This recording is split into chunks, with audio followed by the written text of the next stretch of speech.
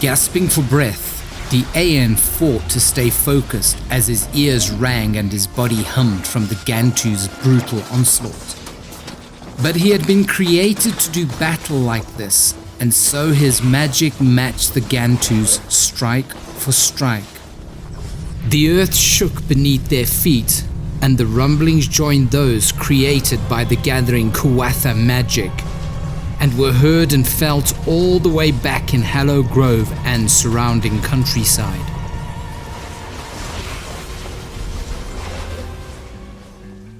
By now, the human survivors all knew what was happening, for the Kuatha had revealed themselves and had made them aware of their great peril and the reasons for it. There had only been a few shocked reactions, but most of those were from the residents who had not been born and raised in the old town and therefore did not know its unusual history. After hearing what was happening and the high stakes involved, a few of them had decided to accompany the Kuatha's long-standing allies and the Kuatha into the forest and join the battle for the survival of the human race. 4 elders, one of them being Charlene, who had worked with Shelley in the lawyer's offices, led the Kuatha and humans towards the river, their elemental magic already at work in preparation to face the Bagadons and their formidable leader. Magic crackled through the trees and across the ground, setting everything alight with sparks of blue, green and red. The Kuatha had steadily grown in number as some of their people living deep within Shabach had emerged to help them face the Ganthu, and they'd spread themselves out to create a column spanning a 1/4 mile long. The humans, numbering about 100, walked behind them. Once they engaged the Bagadons, they had to make sure none of them escaped. Charlene raised her hand and sent out a telepathic call to halt, and then she and the 3 elders continued on. They wanted to see what was happening first before strategizing.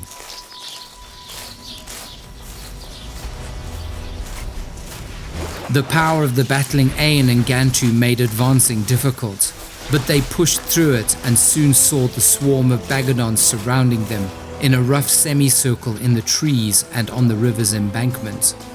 This gave the Kuatha an advantage that Charlene immediately recognized, and she quickly conferred with the others.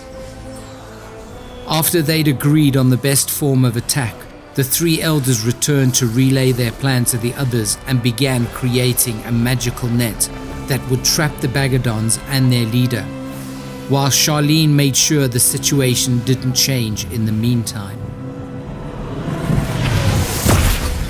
The Ayan released a mighty burst of golden energy, and the Ganthu was flung backwards and landed hard on his back with a painful yowl. For a moment, the wind was knocked out of him, and the Ayan saw his opportunity and ran at him. But the Ganthu had remained the unchallenged leader of the Bagadons since the dawn of their creation for a reason. He'd had thousands of millennia to grow in power and experience, and so his reflexes and instincts were honed to perfection. Using his magic to lift him off the ground and onto his feet, he raised his staff above his head in both hands and spoke a word as ancient as Antuis herself.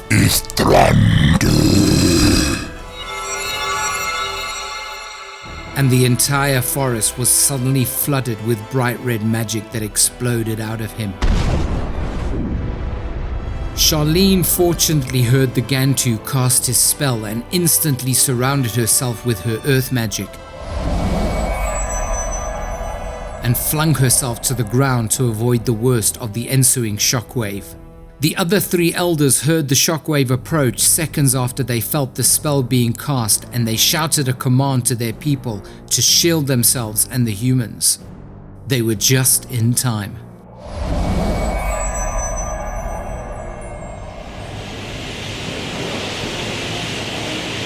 The wall of rolling winds slammed into them, sending them sliding across the ground.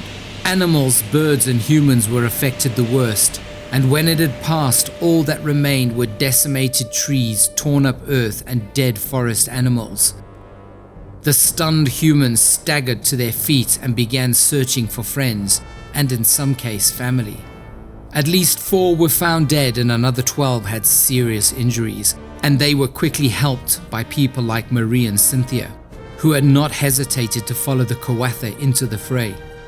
The Kuatha, only slightly winded from the might of the spell, rushed over to assist, and they used their magic to heal the most serious wounds and broken bones, earning them immense gratitude and wide-eyed awe, especially those elementals who barely resembled human form. The dead were respectfully carried to an area where they'd been collected later, and a dome of magic was cast over them to keep the animals away. Charlene arrived back to see the effect of the Ganthu spell and uncharacteristically cursed rather colorfully, making those who knew her to be a gentle, kind, and even-tempered person gape in surprise. But if anything deserved a hearty cursing, it was this. "I am sorry for your dead," she told Marie and Cynthia. "That was not expected. The Ganthu is clearly desperate, and that tells me that we must be even more determined to stop him from reaching the ritual site." Marie wasn't quite sure what the ritual site was, so she just nodded wearily with tears in her eyes and an aching heart for the 2 friends she'd just lost. The other 2 she knew from her community, but not personally. All she wanted right now was to find Jim and better understand what Cynthia had told her and why there was a war between these ancient ones. Her mind still reeled from it all, and her poor broken heart was filled with both pride and fear, adding to her confusion. Her children were still safely hidden away and protected in the school's basement, according to the Kuatha elders, so all her attention could be on helping them defeat these horrible, ugly creatures and in so doing reach Jim. Charlene didn't want to tell Marie that she'd seen the Ayan lying injured and unconscious on the opposite embankment, for she needed the woman's strength and strong leadership to keep the other humans brave and united. "The elders and I must go back to the river and guide our people into attack formation. Marie, I know this is hard, but please gather those of your people who still want to fight beside us, and when you are ready, follow us. Can you do that?" "Yes, I can," Marie answered, surprised to hear how confident she sounded. "Cynthia, please help me find a safe place where the injured can wait for us to come back for them, and then the rest of us who still want to will join the Kuatha." Cynthia nodded and gave her an encouraging smile. She was actually very surprised at how well Marie had responded to the astonishing news that her husband was an ancient magical being, almost as old as the earth, and that he had always guarded the ancient ones and the humans, the latter during many lifetimes. She had remained very still for a long time while she processed everything, but then stood up and with a proud tilt to her head said, "Actually, I'm not that surprised. Jim has always been a very special soul, and his compassion for others, especially for me and our children, is always over and beyond what other people can manage." Tears had glinted in her eyes and she smiled and said, I need to go to him, Cynthia. Will you take me? Cynthia had given her a big hug and had then told her that they needed to wait for the Kuatha to call them to the town hall, the designated meeting place for any magical emergency that might occur in the town.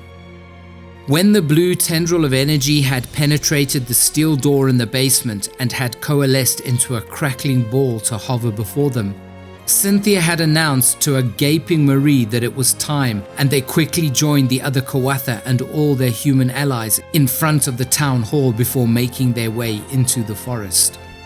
Charlene and the elders quickly led their people back to the river, and while they walked or floated in absolute silence, they began creating the trap with their combined magic. The time to strike was now before the Bagadons, who had no doubt also been affected by the Ganthu's reckless act, were still struggling to recover. The Kuatha, now numbering close to 1,000, created a huge semicircle, and a wall of rainbow-colored energy materialized in front of them.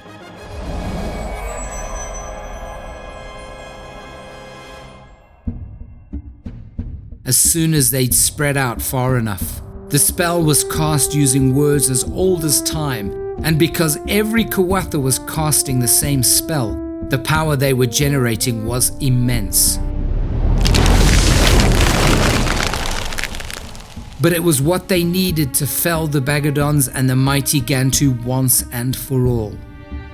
On the opposite side of the river, the Aeon groaned and slowly came awake, and when he lifted his pounding head, the golden eyes widened in surprise and a smile spread across his bloody lips. The Ganthu was standing on the edge of the river with a smirk of triumph on his ancient face, oblivious to the hundreds of Bagadons he'd slaughtered with his spell. And even if he had been aware, he wouldn't have cared. There were millions more of their kind living in every forest across the earth, so a few dead during battle were acceptable losses. As he floated into the air to move across the river and deliver the death blow to his fallen opponent, the Aeon's smile gave him pause. How can he be smiling when he is about to die? He wondered suspiciously. When his narrow gaze regarded the Aeon more closely, he noticed that the Aeon wasn't looking at him, but past him, and with sudden dread clenching his heart, the Ganthu swirled around and gasped. As far as he could see to the left and to the right of the flattened forest, a 30-meter wall of energy rose to the sky and was coming towards him. Memories of the last great war came rushing to the surface, and the Ganthu released a howl of rage as he raised his staff into the air and prepared to fight to the death. His old enemy, the Kuatha, were facing him again, and this time he was determined not to lose.